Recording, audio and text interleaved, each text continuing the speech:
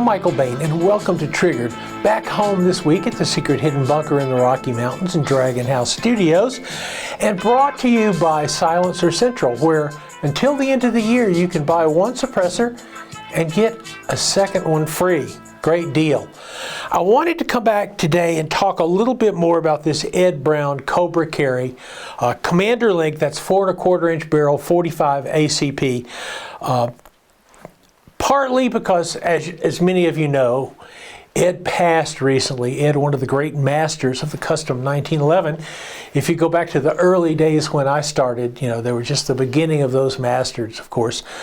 Billy Wilson, Steve Nastoff, Ed Brown, Les Baer, Armand Swenson before them.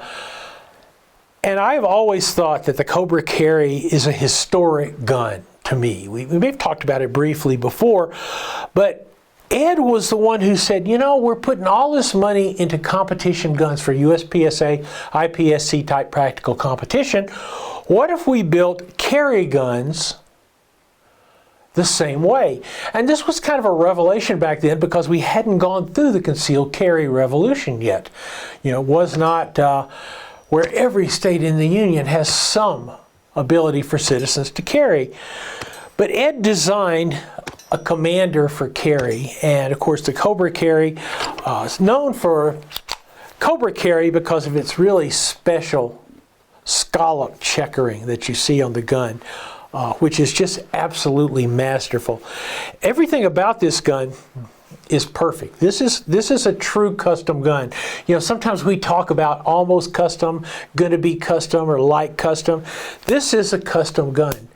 Everything about it feels absolutely perfect. It is also the 25th anniversary of the Cobra Carry.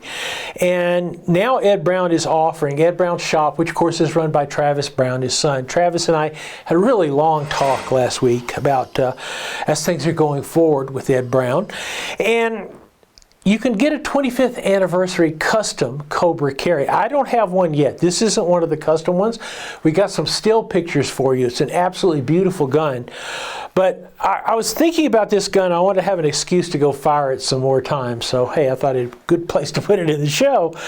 But when I started shooting USPSA, I shot with a steel Colt Commander that had Smith & Wesson revolver sights on it, and worked on Tuesday. I worked with it. I finally got it to work 4 or 5 days out of the week. I would have probably killed to have a gun of this quality. So the Cobra Carry, it sets the baseline for Carry 1911s. The 25th anniversary gun, absolutely beautiful. As soon as mine comes, I'll show it to you. We got more when we get back. Many people think buying a suppressor is too complicated. Silencer Central makes it easy. Enhance your experience and focus on the sound of success. Silencer Central helps you select the right suppressor, sets up a free trust, handles all your paperwork, and then delivers right to your front door. Simple, secure, silence. Learn more at silencercentral.com. Welcome back to Triggered, where I wanted to go over a couple of points on the Magnum Research switchbolt rifle, 22 long rifle. Essentially 10-22 type clone. Of course, the difference with the bolt handle on the left side, you put it on the right side, which is why they call it a switchbolt. Duh. But took it down to Alabama, the Rimfire Challenge Shooting Association. I shot it, other people shot it. I want to give you some impressions fairly quickly on the gun. Number one, it is crazy accurate. When I was sighting it in, I was using SK standards. And when I was sighting it in, I was sighting in at originally 15 yards and then 25 yards. It's a one-hole gun. It is very, very accurate. In fact, it's so accurate, it causes me to think that maybe it has a home in, say, NRL 22 or something like that. This muzzle brake on it, not only does it look really fairly cool, it works. It's loud. Loud is good. Why? Because timers need to pick it up when you fire. The carbon wrapped barrel, I think, is the secret to the accuracy on this, a fitted carbon wrapped barrel. One thing I don't like is the rail is integral and made, when they make the upper receiver here, the rail is integral to it. I would always rather have a rail that I could take off, because you can see here I'm using it's a Holosun 510, a very common sight on 22s, especially speed 22s, because as you can see, it has a very large window, which makes it really good for you if you're sequencing targets, going from target to target. But I wish I had the opportunity to mount the sight a little lower, mount the sight right up against the bottom or the top of the receiver, because it's a little easier to pick up. The other thing that I like the trigger pull, but what I don't like is the magazine release. You can see it's a push button in magazine release, and that makes it just a little awkward. There's a couple of different ways you can approach it. There's dozens of drop-in 1022 magazines, starting with this one from Ruger. This one is less than $100. You can go up to about $400 for a top-end Tibney or a Kidd or a Tactical Solutions or a Tandem Cross or a Volquartsen. There's a zillion of them. Or if you're handy, this is your basic Ruger 22 trigger housing. You can get from Volquartsen, you can get from Tandem Cross, you can get from several other manufacturers. Essentially, premium trigger parts, Kidd and then you can assemble them in this polymer housing, this standard housing. So what I want, though, is I want an easier magazine release, a more of a flick magazine release. But other than that, the stock, okay. I mean, it's ugly, but boy, does it work. Once again, this is right about 4 pounds. Good for speed. Now I want to see what it's like for accuracy. When we come back, something beautiful for you. This week's Triggered is brought to you by Armscor Rock Island Armory. What's your passion? Rossi. The legend continues. Stoger. Everyday tough. Hunter's HD Gold. They change so you don't have to.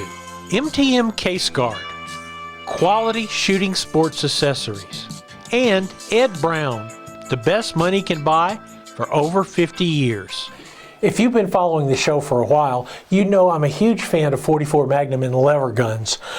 I think it's the ideal caliber for a lever gun, which is why I have a couple of Marlins, like this guy.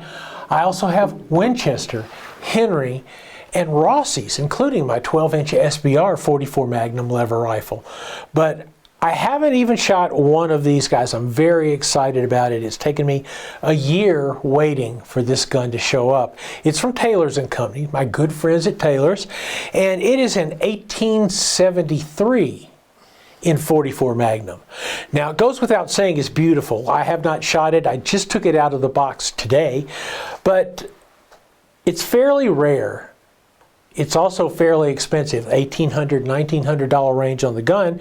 What's interesting is that for years it was assumed that the 1873, with its more kind of primitive, if you will, toggle length action in it, couldn't handle the pressures of a 44 Magnum. Of course, now welcome to modern metallurgy and modern design, so it's no problem at all. But I think this gun is beautiful. I love the idea that it's a 44 Magnum. I'm interested in seeing how it's going to feel, how it's going to shoot. It's got a rubber butt pad on it for that brutal recoil off the 44, but we will see. I'll shoot it alongside my other 44 Magnums, give you a chance to see how that works. I'd also like to mention that Uberti itself, which I believe this is an Uberti gun, Uberti itself makes a hunter's version of an 1873 44 Magnum with a rail here, so you can use a forward mounted scope. Obviously, with the open top of the early lever guns, you can't put a scope there as well. But I think this is just a beautiful gun, and I'm looking forward to putting some rounds down range on it very, very soon. Okay, that is it for this week. Once again, thanks to Silencer Central for your support. Thanks to Hunter's HD Gold also, which I've been wearing for the last couple of weeks, for their support. And you can find us on michaelbain.tv, where we're always free. You can find us still on YouTube. Better still, you can find us on Rumble. You can find us on X. We'll see you next week.